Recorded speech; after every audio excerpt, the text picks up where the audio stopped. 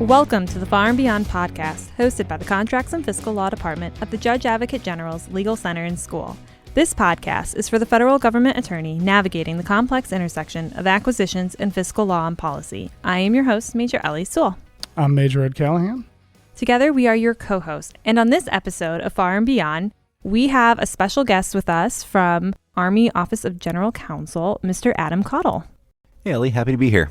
I am an Associate Deputy General Counsel in the Army Office of the General Counsel. My primary portfolio is acquisition reform and handling some of our PEOs and supporting them, as well as handling a significant portion of the intellectual property matters we go on, especially a lot of the acquisition reform that goes on with IP. So it's a very interesting mix of issues we're working on right now with everything that's going on in the Department of War.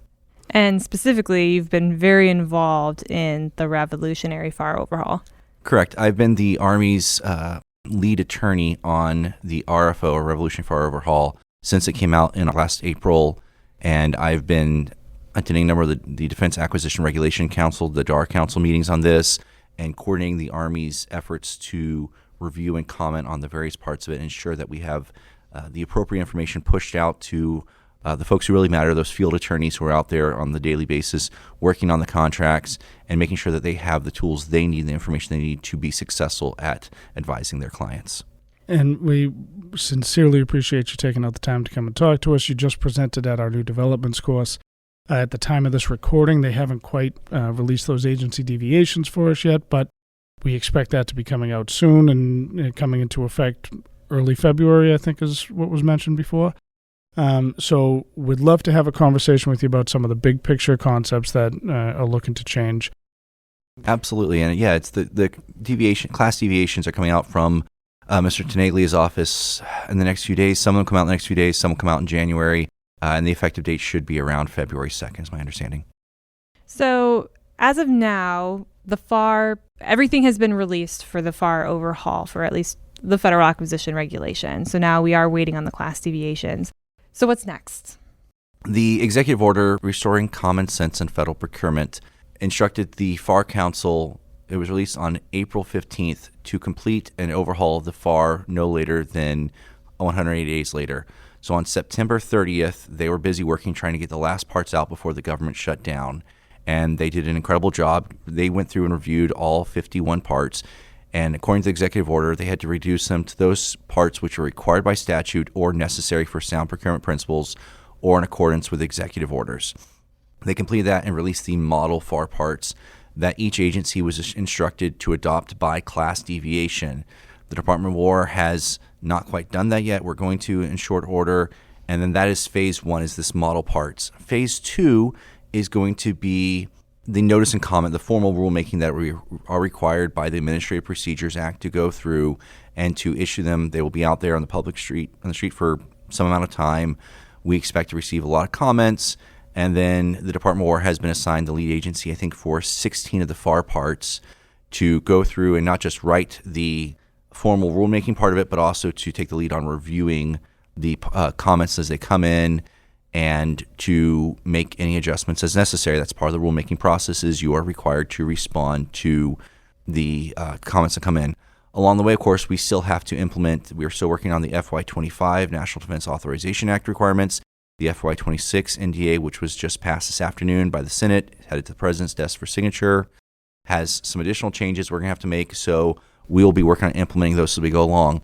And in the comments, hopefully industry, government officials, academia, as they make their comments, we'll be able to get some insights into perhaps what didn't quite go right in the rewrite. And hopefully there will be an opportunity to fix them. And then that will be the completion of phase two next fall, October, November timeframe, to publish in final rule form the FAR at the time. And so that should encompass the FAR and the DFARs. The Army FAR supplement, the AFARs, will be completed by then as well. And so that we will have the full set. And then we go into whatever litigation that the private industry feels like suing us over. So, I was going to say, backing up, are we expecting a lot of comments then? Industry is probably going to submit, I would say, tens of thousands, I think is a reasonable estimate, because if you think about the FAR is 2,500, 3,000 pages or so. They're cutting it down maybe 25-ish% of it, up to a third, depending on the parts. Some parts were eliminated entirely. DFARS is about 2,000 pages. That's a lot of stuff that we're going to have to go through, and industry has a lot to say about it. There are folks in industry have been very public. They don't think that the FAR Council went far enough in cutting things. Okay, they're entitled to their opinion. There are other folks who perhaps think we went too far in certain things. So I'm certainly looking forward to seeing what comments I'm able to see over this process of seeing what people thought about it and seeing the final rules. And the FAR Council says they got probably 80, 90% correct. We'll see. Of course, then the question becomes, all right, well, what do the courts think about it? Because being the good attorneys that we are, we understand things like this go into litigation, that litigation can take years, and the courts may have their own opinions of whether or not the government actually followed the APA and responded to all substantive comments. More to follow, as they say, and we're going to be seeing a lot of change, I think, over the next few years. And that's, of course, not including what else is going on, because I mentioned the two NDAs. Senator Wicker, the chairman of the Senate Armed Services Committee, has spoken and published a report last December called Rebuilding Freedom's Forge. He wants to continue to change the DFARS. He has ideas of how Department of War, should be implementing and executing on its acquisition programs. And so this is not a one and done. I don't want any of our listeners to say, okay, next November I'm done. That's the final version. That's not going to be the case. There are going to continue to be legislative proposals. There will continue to be changes over the next several years, and we're all just going to have to be trying to keep track of what's going on and what's changing today. So, and in addition to industry being able to make comments on what's going on, are we also encouraging our acquisition workforce internally to make comments as they're putting the new class deviation into practice? So the FAR Council has on the GSA hosts the FAR website, acquisition.gov, and on it there's a big button that says, provide feedback. And so anyone is permitted to provide feedback.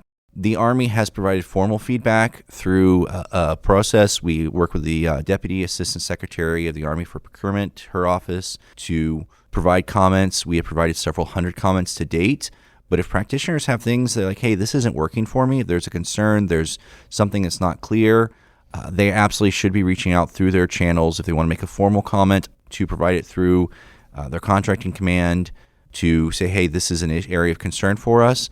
Or they can simply hit that button on acquisition.gov and say, I've got something to say about it, and submit those comments. They are being read.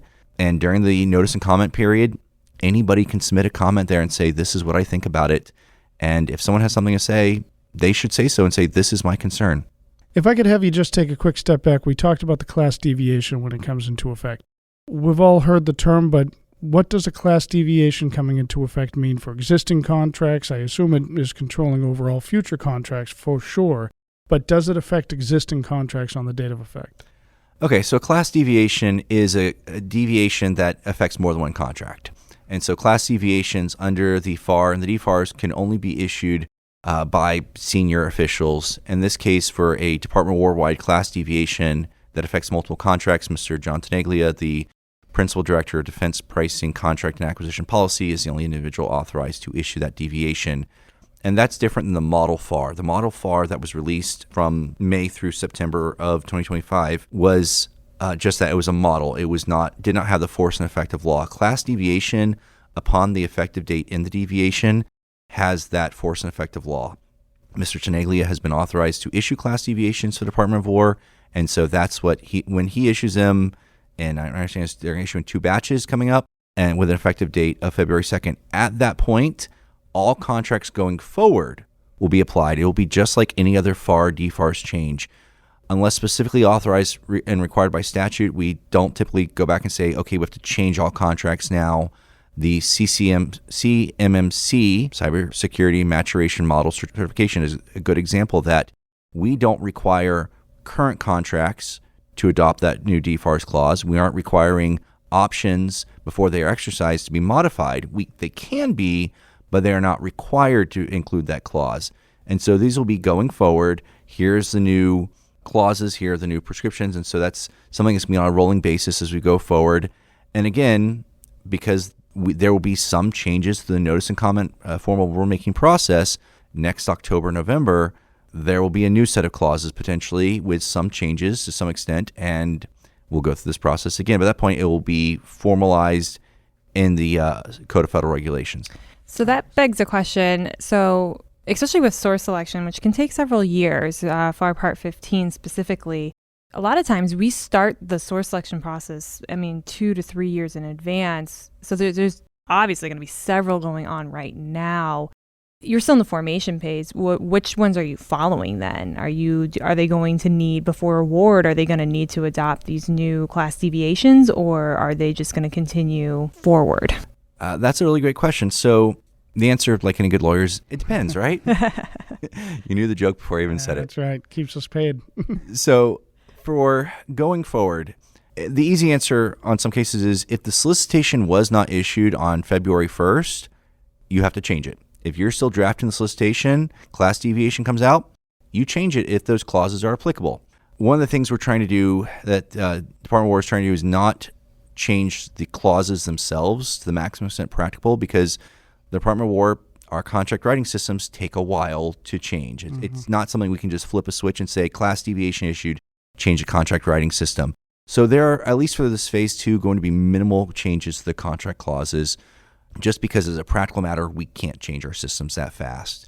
And so we will have to have much more extensive changes next year after the formal rulemaking, and that will take some time. There will be probably a bit of a phase-in approach. Whenever they do come out, it's like, okay, the systems are changing, because remember, we have automated systems that we pick, we don't write the clauses by hand. Whenever those changes do come out, okay, I talked about solicitation and how that is kind of the easy snap. Okay, pre-solicitation, must change it. If the solicitation's already out, the KO needs to exercise their business judgment and say, okay, is there something that's required for me to change? Sometimes there is a statutory requirement. Usually it's, okay, what is in the best interest of the government at this point in time? But you are right, Ellie, that is absolutely something we're going to have to deal with, of these source selections that you may have a proposal that's been on the street for 180 days, a year, as contractors are out there trying to come up with their proposal for some of these more complex requirements and try to address the problem they're going at.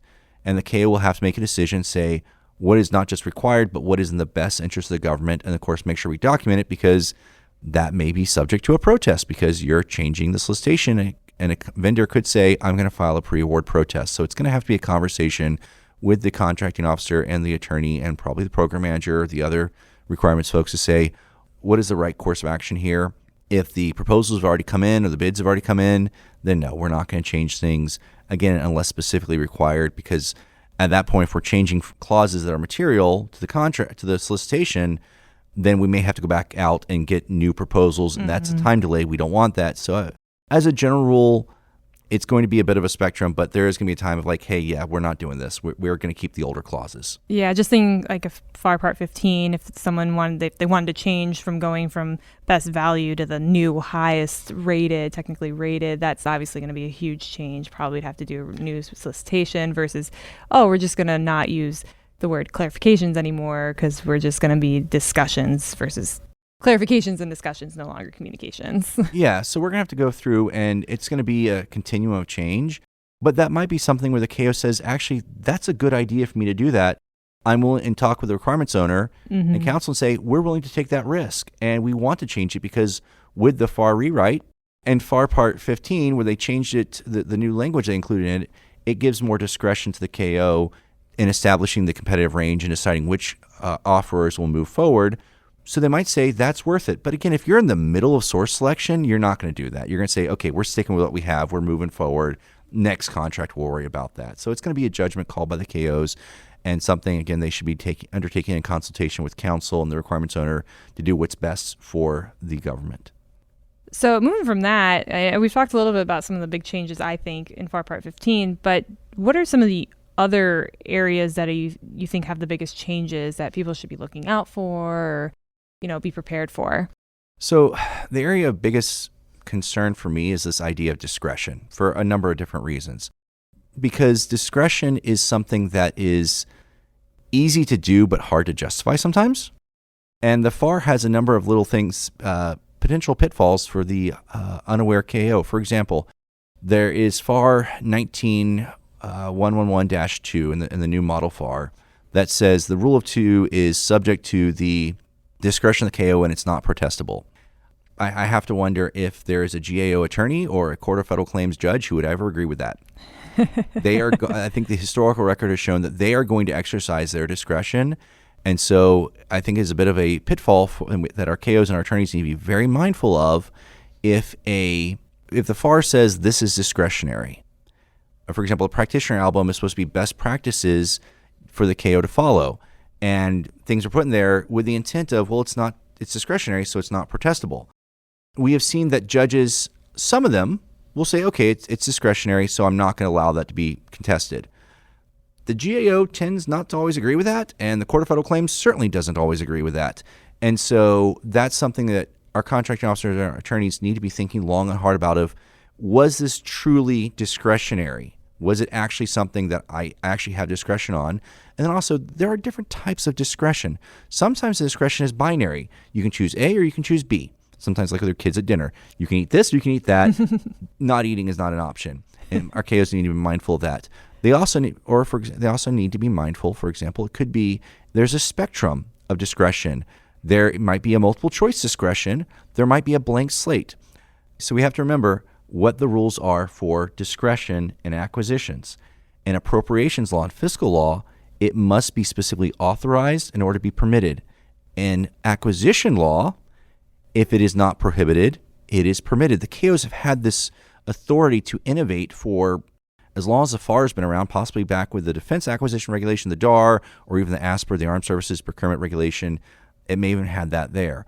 So they've always had this, but this iteration of the FAR places a lot of emphasis on this idea of we have to use our discretion.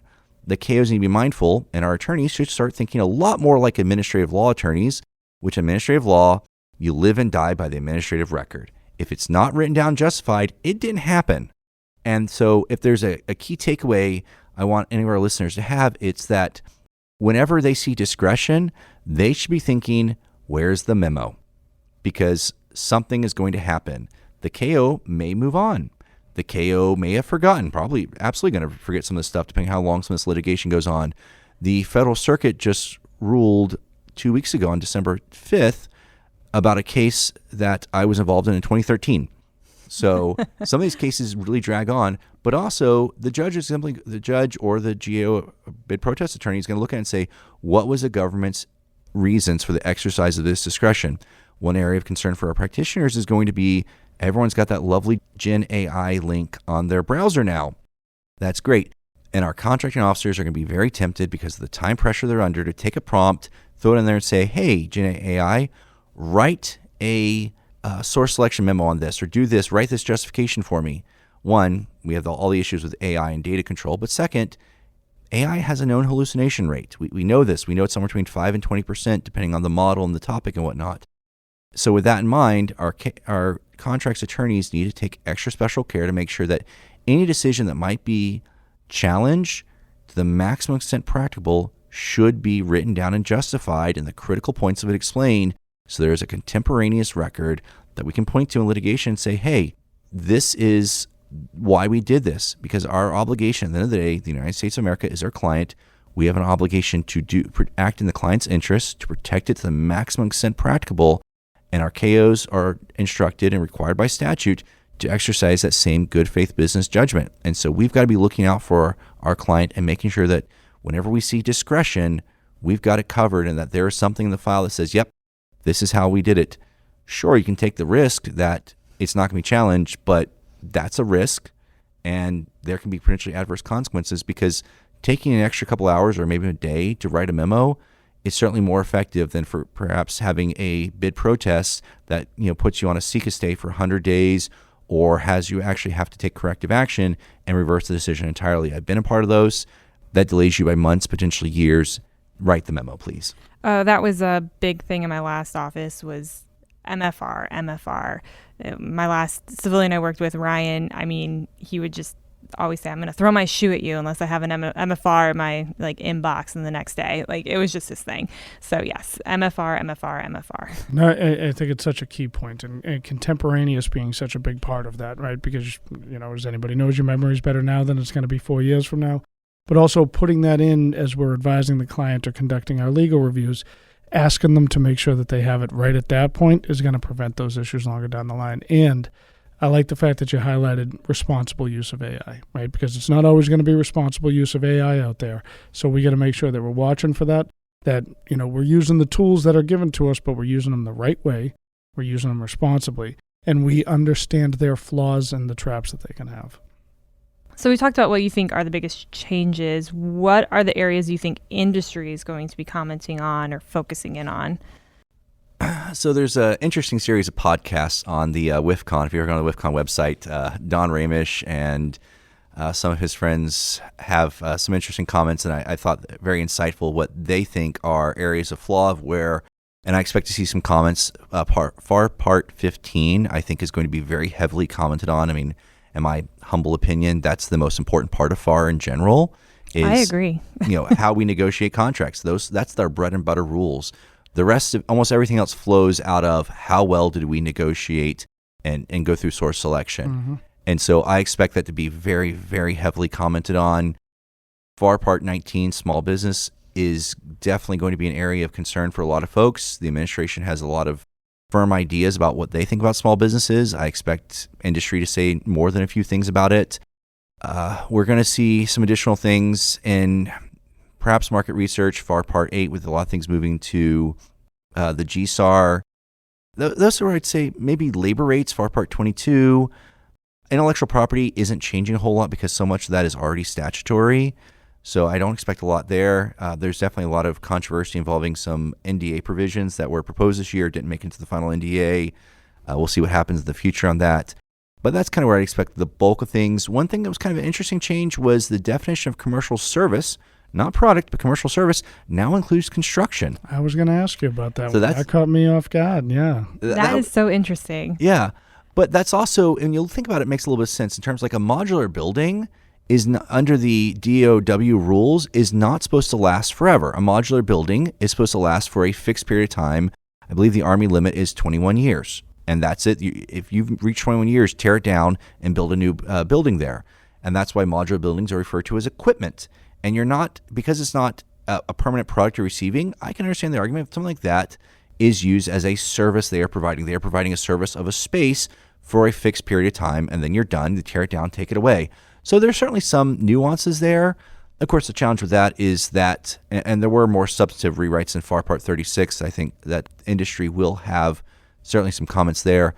But the question becomes, do commercial clauses, and this is something we have to be careful about in general, commercial clauses, do they actually protect the government adequately, even though it may technically fit the definition of a commercial service or commercial product? For example, AI is another one that is an area of concern for me. Of when we use AI, we have to have things like CMMC. Well, that's not a commercial clause. Right. So even though I can go out there and I can buy, I've got a subscription to Claude, I'm not endorsing them. This is no endorsement of Anthropic's Claude, but I have a subscription to them. Okay, the Department of War could buy a subscription to Claude in the same terms and services that I have, but that's not going to protect the Department of War's data integrity, because we would require it to be sandboxed, segregated from anyone else, all kinds of things. So, and that kind of goes to an interesting little thing of what's the problem we're trying to solve, and with the new FAR, are we grabbing the right tool out there? Because there are a lot of different tools, and we need to make certain that we are identifying the correct problem and the proper solution to address that problem, and not just the shiny thing. All right, sir. So you've been, as you mentioned, heavily involved in the Revolutionary FAR Overhaul from our perspective, our being the Army's perspective on it, sitting in all of the meetings and going through. We advise commands. We're on the requiring activity side. And I'm curious, based on how in-depth you've been with all this, what advice would you have to the legal advisors to these requiring activities from the brigade up through the Corps, as they're trying to navigate these new rules, or how they can best set up the acquisition professionals for success under these? If I were to pick a single thing that everyone needs to be thinking about, it's patience. Everything is changing everywhere all at once, bar the movie title. And for example, and let's put this in context, we don't have just the Revolutionary FAR Overhaul. We have, in the NDA Section 1802, we are changing our program executive offices to portfolio acquisition executives, PEOs to PAEs. That's a huge change, and the Army's having to make a lot of adjustments to it, so that's going on. We have the increased focus on commerciality terminations, which has always been there, But now it's been foot stomped a lot more of we really should be looking at commercial OTAs, CSOs, before we start looking at the more traditional instruments we've been using. So there are a lot of those changes going on. There are more that Senator Wicker, who's chairman of the Senate Armed Services Committee, has expressed interest in passing and acting through the NDAAs, the National Defense Authorization Acts. So there's a lot of different changes that have happened and will continue to do so. And so for our listeners, the overriding principle that I would emphasize again is just being patient for the SJAs who are advising at the brigade or the corps level, for our practitioners at PEOs and the Corps of Engineers, wherever they may be. It would simply be take the time to understand that you're not going to get it all at once.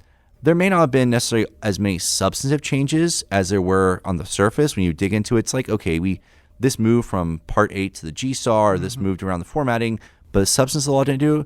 But I'm concerned that a lot of folks will get overwhelmed right away by saying, oh my gosh, everything changed. There's no way I can understand all this. And I'd just like to emphasize that, hey guys, we're all kind of in the same boat. Yeah. But two, we are putting out information. I'd like to foot stomp the ADK. You've got your wonderful Teams channel. I've collaborated a lot with you on that channel, and we're holding webinars in the future. We will continue to push out information.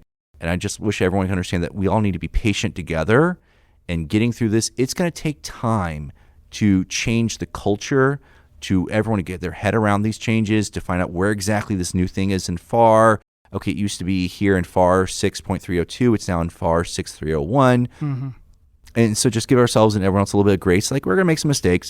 We're going to get through this together. But that's kind of, for me, the key takeaway is that a little bit of an attitude adjustment of just working together as a team, being patient with each other as a team to get the job done. And we'll get there. It's just got to take a little more time to figure things out along the way. I think that's great advice, and one that we talk about quite a bit here. Communication, especially in the legal community, between the requiring activity and our contract support brigades or whoever those authorities are.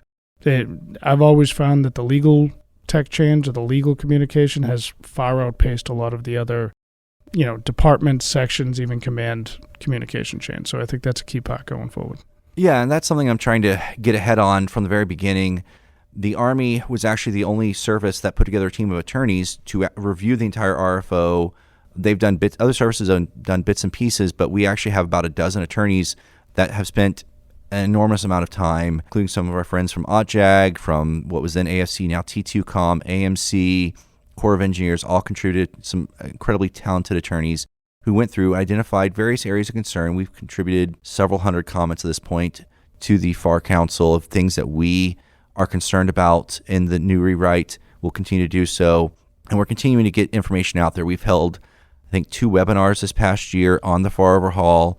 We're going to hold another one in January sometime, and we will hold more throughout the upcoming year just to make sure that we are communicating to our practitioners. Because, and the reason we're putting so much emphasis on this communication aspect is that we expect many of our KOs are going to come to our contracts attorneys and say, please help. Here's this new FAR. I don't know where stuff is. Right. And so we are trying to get information out there to communicate, to make sure we have places where people can ask questions. And for all of our listeners, if you're an Army attorney, I would highly recommend you join the ADK Teams channel. It's a wonderful place, lots of great information there, lots of good community to ask other practitioners, where is this? I think that sort of communication has become even more important as we implement the RFO, for people to say, hey, help me out. Where do I go to find more information about this? We have our procurement.army.mil website, which is from the Deputy Assistant Secretary of the Army for Procurement, DASAP. Got to get the acronym correct. That's her website, and they push out a lot of information there. But and then they also just don't be afraid to ask and say, help. I don't know where it is, and my client's asking me for help. That's what we're here for at Higher Headquarters, is try and help you out there a little bit more, and to share that information, learn who to phone the friend, figure out who's the guy, the person, your attorney in your office that has this figured out, and let's work together to help build this up and to share that information. I've got a slide deck. I'm happy to pass along to someone if they reach out to me. I've used it several times to train people on this is where we are in the RFO. I keep it pretty updated, and we can share that information to make sure that our listeners have the toolkit they need to be successful. That's what we're all about, is supporting the warfighters. And we all understand the folks out in the field at the brigade level, the PEOs, they're the tip of the spear. They're the ones who are actually doing all the real action. At headquarters, I'm just sitting there, thinking big thoughts. Yeah, and this isn't going to surprise anybody who listened to more than one episode of this, I'm usually the one calling for help, and I've always appreciated you picking up the phone, so that's very helpful. Anytime. Thank you so much for joining us today, Mr. Caudle. This was fascinating and a lot of insight, I think, for everyone listening.